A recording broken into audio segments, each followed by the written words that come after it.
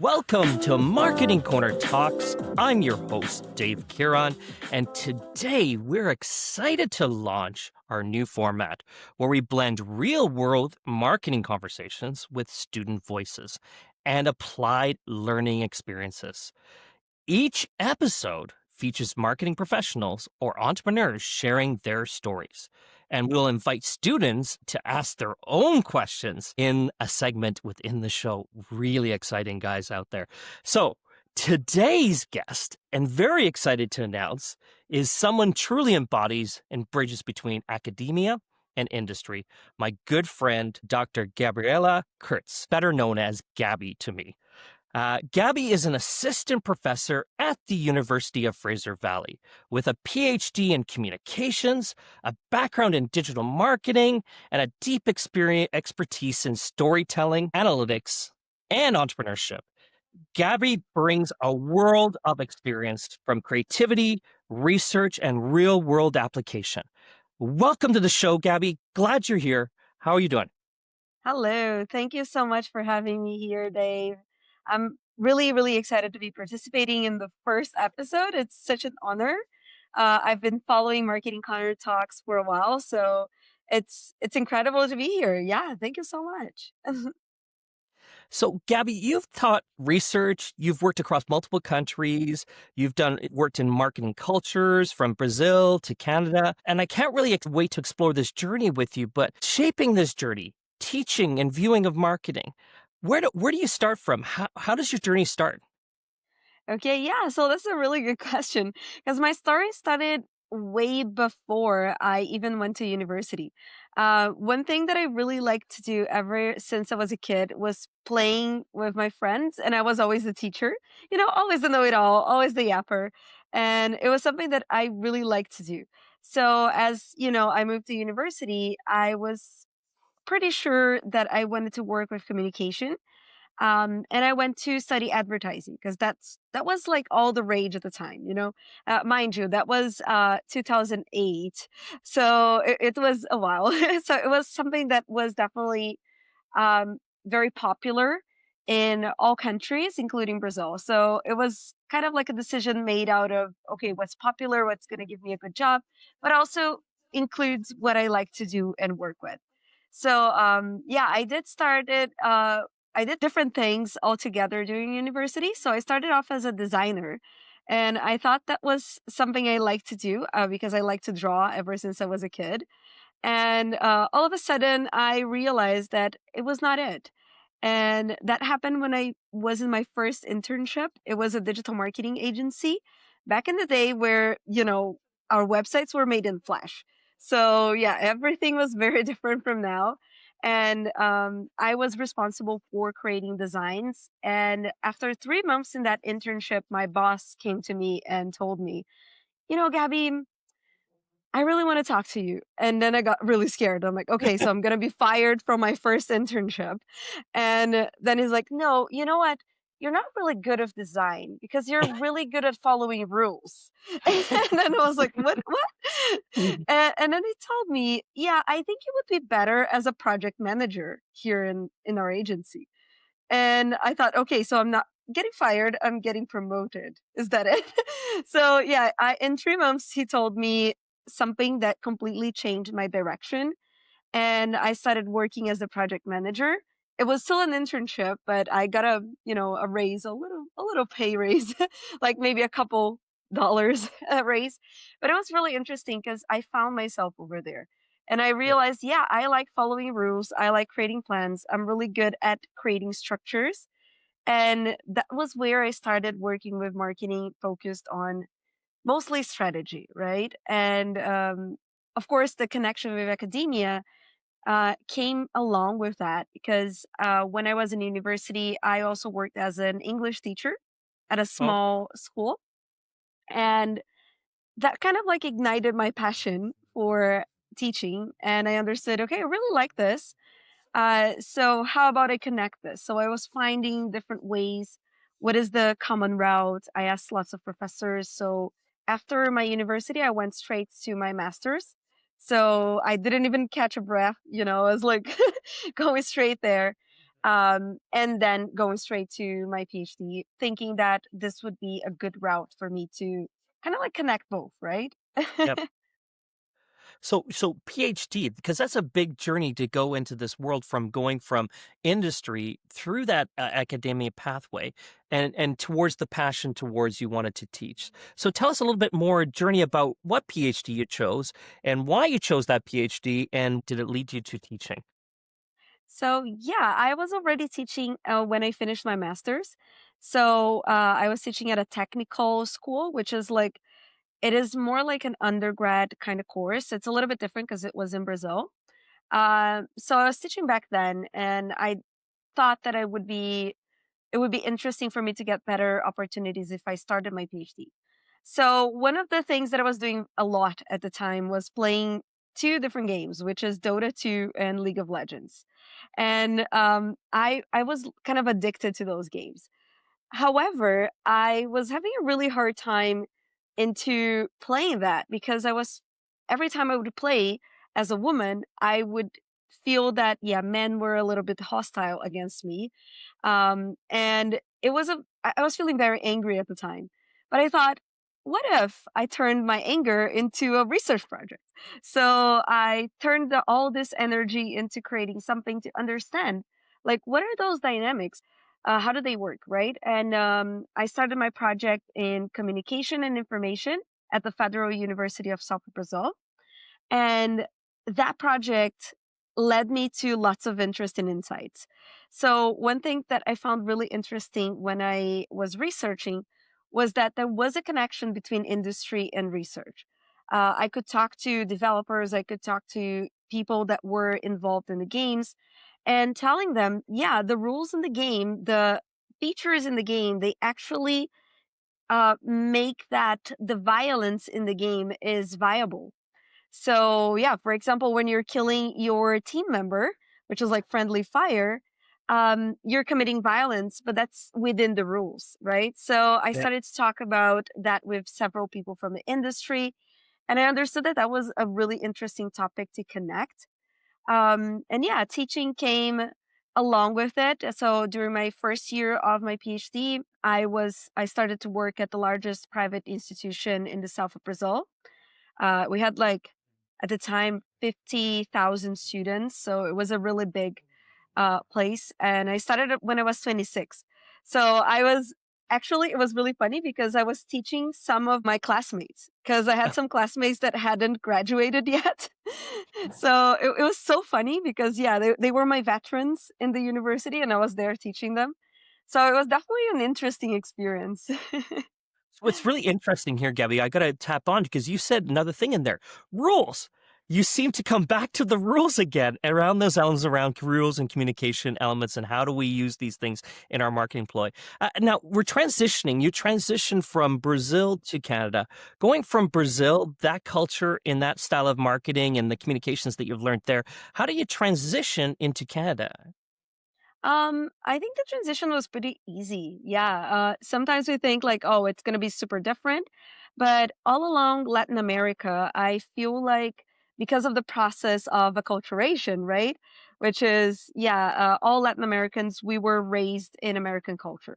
Well, it is an American project, right? So ever since the beginning of our history, we were kind of like heavily influenced by American advertising. So lots of, the advertisers in Brazil, especially like in the 1920s, for example, they they went to the US to study. So they actually got all those pieces of knowledge. So we have like very similar marketing strategies ever since the beginning. Advertising was heavily influenced. But honestly, I think that Brazilian advertising is more creative than Canadian advertising. I'm so sorry, Canadians. But we do have a way to work around with less resources. So we are used to working with zero money, like no budget at all. And we're very resilient in that. So with that, like kind of lack of resources, we came to be very creative because we need to get by without money. We need to get by with limited budget. So here I feel like people get used to having lots of budget, having a lot of comfort, and I feel that they don't step out of the comfort zone very often, right? So this was something I noticed that actually it was not a matter of adaptation. It's a Yep. matter of I can definitely contribute with my creativity here, and bring something new, right? So it was not very different. Yeah, we use the same softwares, you use the same social media. It's pretty much the same. Yeah. So how do you then, I mean, this is a perfect segue into the next element, is how do you then take that academia into industry experience? How do you bring that across and into your experience? And I know that you've now co-founded Foundry Studio that's coming up. We'll talk a little bit more about, but how do you take all that academic knowledge and then bring it into industry and apply it? Well, I think mostly is every academic research that I do, every incursion in the field that I do, it's focused on a social phenomenon because I'm really fascinated by those. So, for example, I am part of a research group which is called the Data Visualization and Interaction Lab. And what we do is we create visualization tools for different social phenomena. So, for example, we created a tool to analyze toxic speech in YouTube Lives. So, we're Oh, able to gather all those comments from YouTube, and we can gather like the toxic comments. And we did like a couple of experiments. For example, in the Oscar ceremony, we had like um, a big thing in Brazil coming up, which was one of our movies was nominated for Movie of the Year, which is oh, I'm Still Here. Yeah. If you haven't watched it, it's amazing. I'm so sad it lost. But they did win as an international film. And our main actress, she was running for Best Actress as well. And in fact, her mom was running like I think 15 years ago as well as Best Actress, and she lost to Gwyneth Paltrow. And again, this happened, right? She lost to the actress from Honora. I don't remember her name. But one of the interesting things was that a lot of people were on fire in the comments and they were yeah. very toxic because there was like a political background going on as well. So lots of those toxic discourses happened. And using this tool, we're able to detect and understand that context. So a lot of my research is connected to those social phenomena. And understanding those phenomena is pretty much understanding how people react, how people think. And this makes us better marketers because if we don't understand our audience, we're not able to, grasp exactly what they want or how they will react. And it makes us very naive, right? So we need to be ahead and always understanding our targets. So that's something that I always try for. I love it. Like, and again, coming back, targets. Again, we talk about marketing and targets all the time. Find the right people to communicate with, the people that you can actually solve their problems with the right solutions. What I'm really interested in is that you're the founder of this new Foundry Studio. So, what led you down that pathway? What are you hoping to do there? What are you hoping to achieve? Well, so first of all, I think the idea of the Foundry Studio is so interesting. My journey as an entrepreneur is very different. I didn't know anything about entrepreneurship before I was invited to work in the entrepreneurship lab at the university that I was working in Brazil. And I was supposed to be the communications manager there, so working to amplify our presence. And that entrepreneurship lab, we had like lots of events, and all of a sudden I was involved. I was, uh, training professors to bring entrepreneurship to their classrooms. Even like humanities professors that were like against entrepreneurship as a word, we were trying to convert them, saying, yeah, you can be an entrepreneur and you can be ethical, and not everything is about money and it's about purpose, right? So I fell in love with it. It was around 2017 or 2016 that I really came into understanding that entrepreneurship was also a passion. And I started studying more and more and more. And that led me to become a mentor for startups in the largest tech park in Latin America. So one thing led to another, right? So every time I had an opportunity to work with it, it was something that I really liked. So after I came to Canada, I started working with Paul Brassard and at Volition Advisor, and this was something that I understood. Yeah, it's something I would like to do. So the Foundry Studio is like a natural kind of leap into something that I like to do, but now in a way that we see that it's accessible for everyone, right? Because the idea is to develop tools for um, our small business owners or small entrepreneurs, people who have like very mundane ideas, because there's lots of those schools that are created for, high tech companies to create unicorns and things like that, but we're not creating unicorns. We're creating, really stable businesses and ideas that are really viable. So I think that's so valuable. It's not something that the market offers currently, right? Well, I think, and get you come back to it. You said it in your statement before about purpose and meaning. And I think people are afraid to go out there and explore ideas. They have an idea, but they're like, "Oh my God, I'm nervous. Will people like my idea? Will I be able to actually implement my idea?" But having a place and having people like your team of founders, of entrepreneurs there to support them and guide them along the process, I think is brilliant. And it kind of leads me to the next thing, because you being an educator and a marketer, how do you learn to bridge these two things together into the creativity and interaction into your education? And how do you bring that into your courses? I think mostly is understanding the value of hands-on experience. So, mostly, most of the educators that get criticized by students is because they are very siloed. They are only academic, right? And of course, I can be very comfortable in my spot as a professor at UFV, just there, um, working my not 9 to 5, because we work way more than that, Yeah. but I could be very comfortable just with research and teaching. However, I think it's so important to have this bridge between market and academia, because the students, they need someone who is updated, who knows what's going on, right? Yeah. So I'm not saying that people in academia don't know what's going on, but it's different when you are there, right? So I think that having hands-on projects is absolutely crucial. So what we understand is um, having real clients, having real situations, having students really talk to clients, right? So this is something that I really strive for. And sometimes it's hard. Sometimes clients will not respond the way you want. Yeah. Sometimes it's a little bit harder to work within a team. But it is something that happens in real life. Right.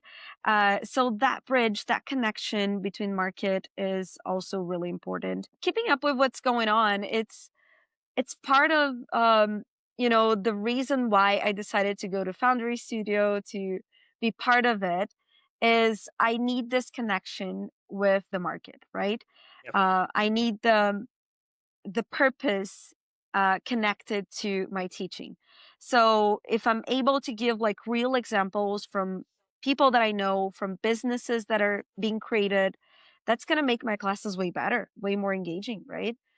So it's not just a hypothetical example, or not just a case that I pick up from Harvard, which they are good, mind you, but it's something else, right? When you come and you're like, yeah, I did talk to a real company yesterday, and here is what we did, and this is the result, right? So keeping up with it's means that, yeah, I need to be there, right? That's the best way to keep it up. You're talking things that are magic to me, because one of the things that we talk about a lot, and you and I have had this conversation before, is around theory versus application. And then you talk about it and you said at the very beginning, storytelling. How do you bring Hmm. storytelling in, and how do you keep current and real?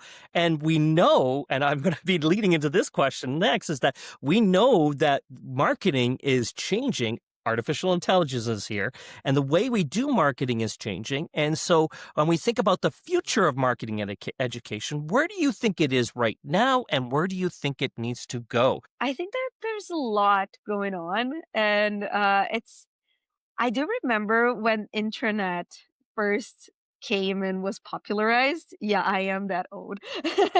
So one of the things that was interesting was there was all these talk about how internet would be, the substitute for teachers. They were saying all of a sudden you don't have encyclopedias anymore. I do remember going to the library and getting those big encyclopedias. Now you have CDs with encyclopedias. Now you have, some sort of like proto Google, because there was not Google back then. There was like directories of search. But all of that, they were saying, yeah, this is going to be, the substitute of teaching, or the substitute of this. So there's always a new technology that comes to challenge status quo. And we did see that internet did not, of course, it did change, but it did not substitute, right? So we are going to find ways to transform. One of the things that I'm noticing in marketing, for example, is that AI really helps with automating boring tasks. Yep. So, for example, when I was first working with Google Ads, it was back in 2012, we didn't have AI to tell us if our ads were good or bad quality, right? So we were kind of like testing the waters. I was constantly calling my account manager at Google to ask for help. I was like, come on, I don't know what's going on. Please help me. Right now, you don't need that, right? Because AI helps you optimize. Even the campaigns, you create different headlines, and Google will set it up what's the best headline for that specific target. So I think in that case, AI is really powerful. However, we need rules for AI. We need AI to be, you know, and it's really hard. Canada has been trying to create legislation in AI since 2022, and it's not even near completion. And when it's out, it's probably going to be outdated already. Yep. So we need legislations and rules that are broad, but they also cover the problems. For example, ethical problems, like artists, they are getting their arts stolen, and people are creating artificial intelligence images thinking that this is a good alternative to photographers and designers. And this is killing the industry. So I think people are now in this stage that they are very excited about it. And they think that this is going to be the silver bullet, right? They think this is going to solve all their problems. However, I know that slowly but steady, people will notice that the real deal is going to be what sets you apart. So creating texts with AI, right now people are noticing everything looks the same, everything sounds the same.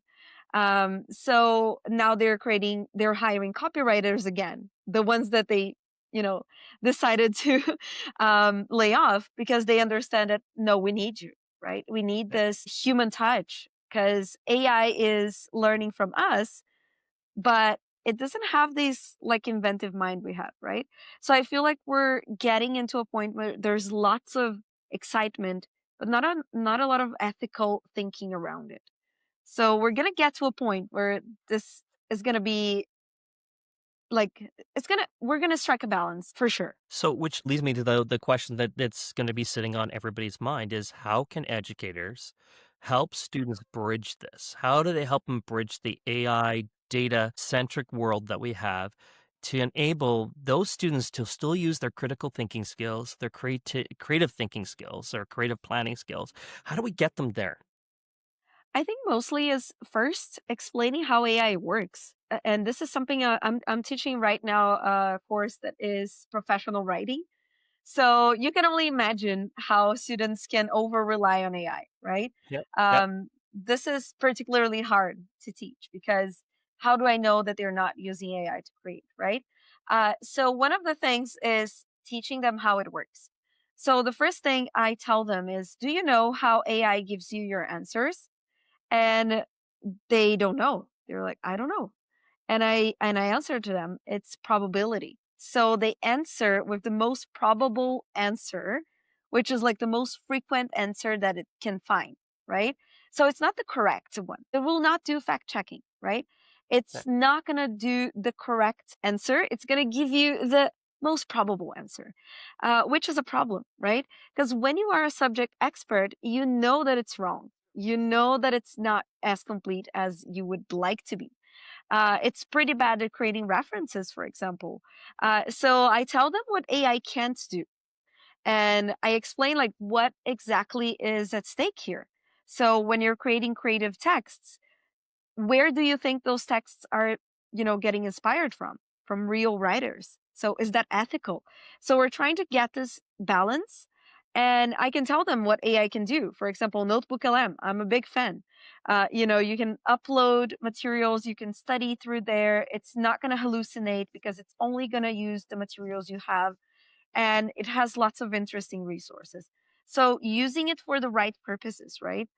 Quillbot, it's pretty good for, analyzing your grammar and giving you suggestions on how to improve, but they also explain why it's wrong, right? So if you're using a comma splice, they are going to tell you what is a comma splice, instead of, just throwing off at any AI tool saying, please make this text better, right? Also, prompt writing is another craft, right? So, what exactly are you asking the tool? So, I think educating on how tools work and what you can do and what is ethical to do, and what's going to be setting you up for success when using AI is really crucial. I love it, Gabby. Hey, Gabby, we've come to the part of the show. One of my favorite parts here is where we bring in one of our students to ask you some questions around this conversation we just had. Today, we have joining us Neha Canaretti, one of our marketing students who's been researching your work. Gabriela, I'm happy to introduce you to Neha. Welcome, Neha. Hi, Gabby. I Hello. am so excited to talk to you. You taught me Marketing 1120, the basics of marketing, and inspired me to do my BBA. So I'm so excited to have you here. So I have a couple questions. First, moving to a country, how do you build your professional network or get a foothold in your industry, especially since a majority of our CB program is international students? So please tell us, how do you get a foothold in a new country in your industry? Yeah, I think that's a really challenging thing. So, the first thing is I get a lot of students at Douglas and other places that they are already experts in their field. They already have like established careers. And one of the things is the death of ego, right? This happened to me. I was the most important researcher in gender and video games in Brazil. I was the pioneer in it, the first person with a PhD in that topic. So I was very used to being like a prominent researcher there. When I came to Canada, I was nobody. So no one knew me, right? And this is something that we need to start thinking is, yeah, of course we have our abilities, but we need to get our egos and put it in the pocket. We need to understand that, yeah, now we're starting afresh, we're starting new, and we need to approach everyone with humility. Of course, this is something that you should do every time, but I think moving to a different country, especially when you have industry experience, is really hard to do because it's really easy for you to come across as like the know-it-all and all that. So I think approaching people, understanding that you have a lot to learn, and of course you do have lots to contribute, but more to learn than anything else is so important. And as of like the practical aspect of networking, start where you're studying. Because my first work opportunity was when I was studying at Temwood Careers, which was a small school. I was studying UX and UI there, and there was a job opening over there. And that job opening was for a course coordinator in the digital marketing program. So it was an opportunity that happened within the university, within the college, right? So it was not something that I had to look elsewhere. So that was my first step into networking. So some of my students are like, oh, I'm going to get to my class, I'll get my grades, and that's it. But the connection with the professors is the really valuable connection, the first connection you have for better opportunities of networking, right? So my first experience was within the school I was studying. And by that, I met Paul Brassard, which is now with us in the Foundry Studio, and we were able to connect and do lots of other stuff. For example, he invited me to work at Volition Advisors. So lots of the networking happens when you're studying. And I don't think students value that enough. A lot of the students, they don't value that connection enough. The ones who value that connection, they are going to get employed right when they get graduated, right when they get graduate. It's 100%, right? So I think that that first connection is so important. And also understanding that if you're an international student, there is a community that is ready to, help you. So one of the communities that I entered was the Women in Marketing from Brazil. So there is a huge WhatsApp group of like I think 600 women that are working in marketing that are from Brazil here in Canada. So we help each other, right? So sometimes we feel like, oh, I want to be here and I will be fully immersed in the international experience. But sometimes, you can also join those communities and people will be happy to help because all the cultural struggles you go through, they have been through that and they can help you, right? Perfect. Awesome. Thank you. So my next question is, you seem to mix marketing with sociology almost. Because when you were talking earlier about understanding like how your target market thinks or like really connecting with them, I feel like sometimes marketing can come across as disconnected, but talk a bit more about a more communications or sociology aspect rather than just business or marketing, because I feel like it's a different angle. Yeah, 100%. Yeah, there's lots of angles that you can think about when you're understanding society. So I think that understanding target audiences has to come across psychology, sociology, philosophy. So, for example, in my PhD thesis, all my theoretical foundation was based on Bourdieu, Foucault, and uh, Zizek. So those are like authors that are coming from sociology, philosophy, and that's extremely valuable because you cannot understand society without critical thinking. And of course, lots of decolonial aspects as well. So decolonizing our thinking is really important. I come from a colonized country. We were colonized by the Portuguese, if the audience doesn't know. But yeah, we have a really strong feeling that things should be done in a certain way, and when we decolonize our thoughts and we go through like sociology aspects, we go through different aspects, we understand that, yeah, there's a different way to understand people, right? So that's one of the things that I vouch for. And even like when I'm teaching, for example, buyer behavior, we need to understand psychology, right? We need to understand what are the different thought processes or the physiological process that go through, because we're not just, brains. We are pretty much like water and anxiety, but most of all, yeah, we are heavily influenced by our culture. We're heavily influenced by the way we're socialized. We are heavily influenced by the structures that govern us, for example, right? So even like the educational structure is one thing, the business structure is another thing, and they are all going to be interacting with our consumers, right? No, I think it's very valuable because sometimes a campaign that doesn't hit or gets backlash, it's just you didn't understand who you're targeting or what their sentiment is towards the situation. Mm-hmm. Um, my next question is, you briefly mentioned talking about like boring or non-extraordinary business ideas or like more stable ideas.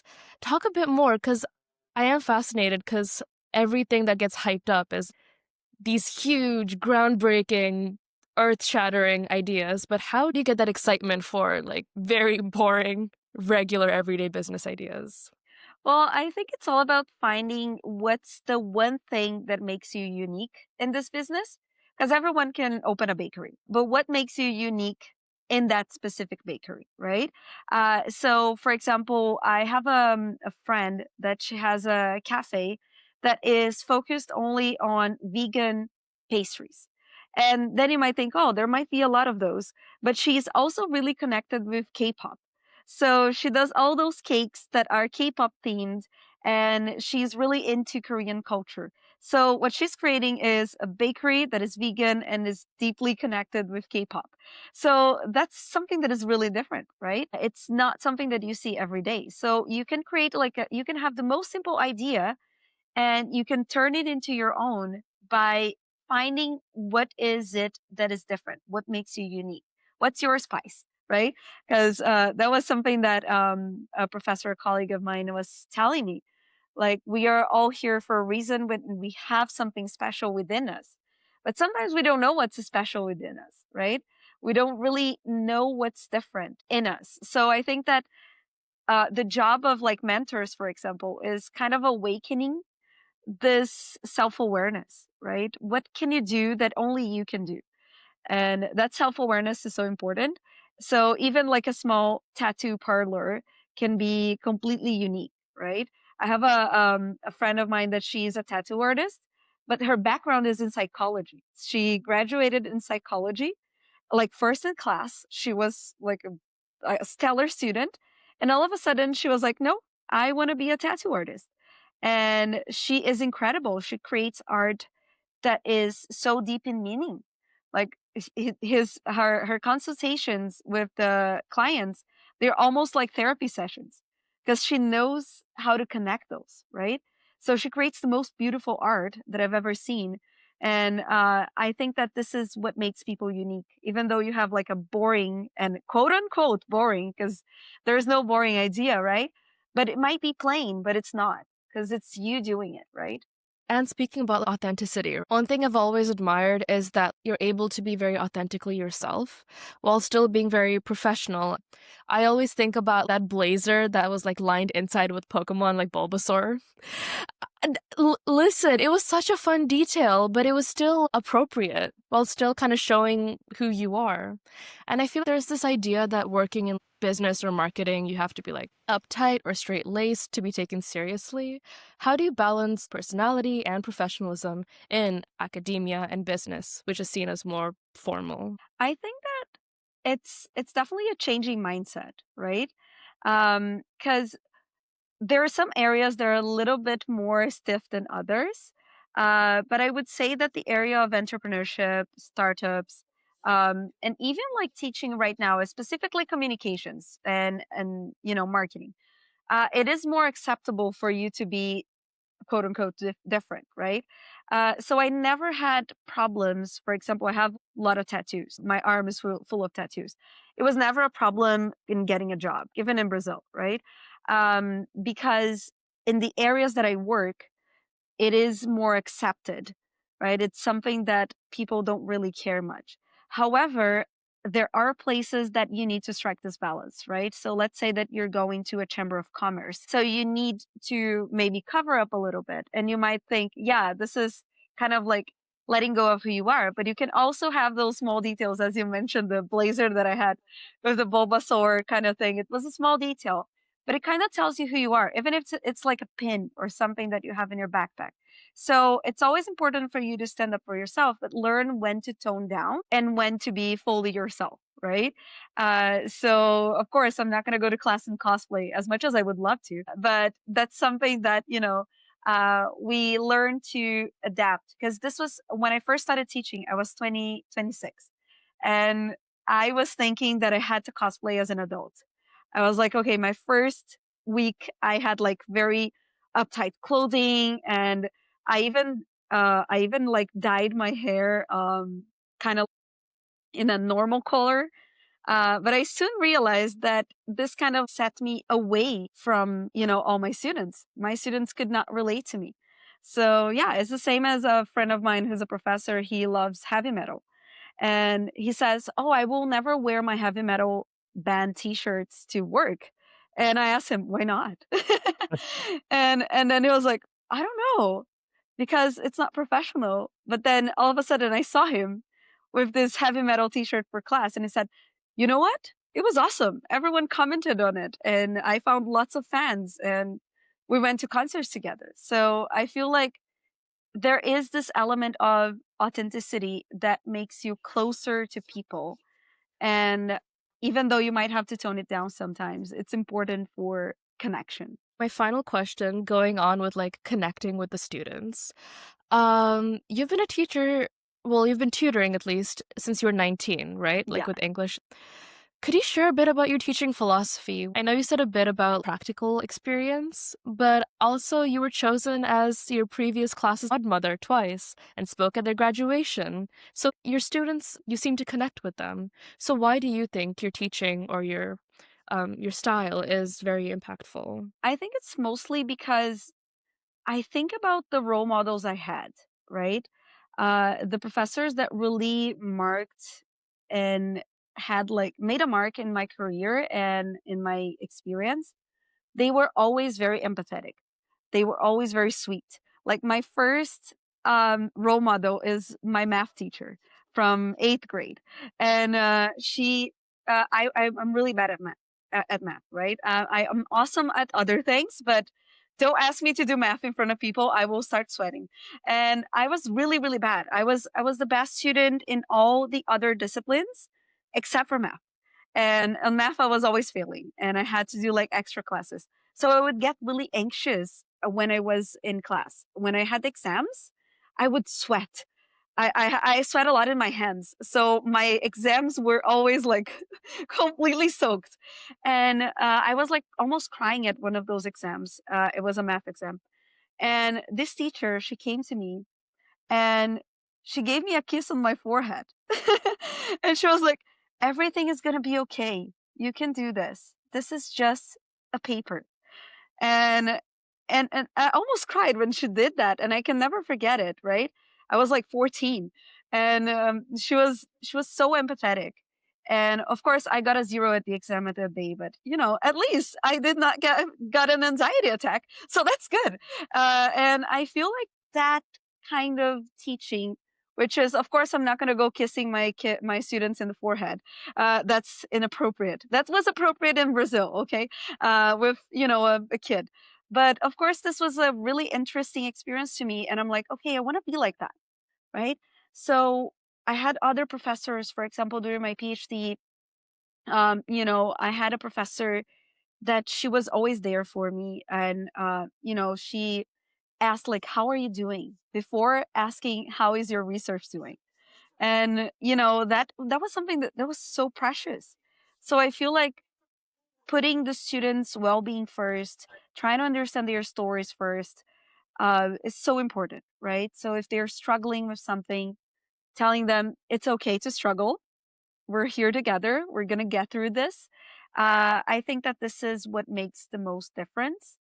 Of course, there's all the sophisticated methods, but I feel that when it comes down to my teaching philosophy is understanding that there's a human being there, and if we have mutual respect, I will definitely help you, beyond my capacity. Thank you so much. That's it for my Thank questions you. today, but thank you so much for answering them all. Thank you. What a brilliant segment. Thank you, Niha. That was awesome. Learned so much from being yourself to, look at perception, like what people think of you. You got to balance that out. There's so many things that we can learn from this part of the episode. Thank you very much, both to Gabby and Niha, for a great episode. Before we sign out today, Gabby, how can we learn more about you? How can we learn more about Foundry Studio, your project you're working out? How can we connect with you? Perfect. Yeah, you can connect with me on LinkedIn. Just go and find Gabriela Kurtz. There's not a lot of Gabriela Kurtzes out there, so that's probably going to be very easy to find. Follow me over there, and stay tuned because we are preparing, lots of great stuff with the Foundry Studio. So you can just look at our website. It's thefoundrystudio.com, and looking into all the different details that we're preparing and see if it resonates with you. Just send us a message, and we're more than happy to have you over there. Thank you, Niha. Thank you, Gabby. That's another episode of Marketing Corner Talks.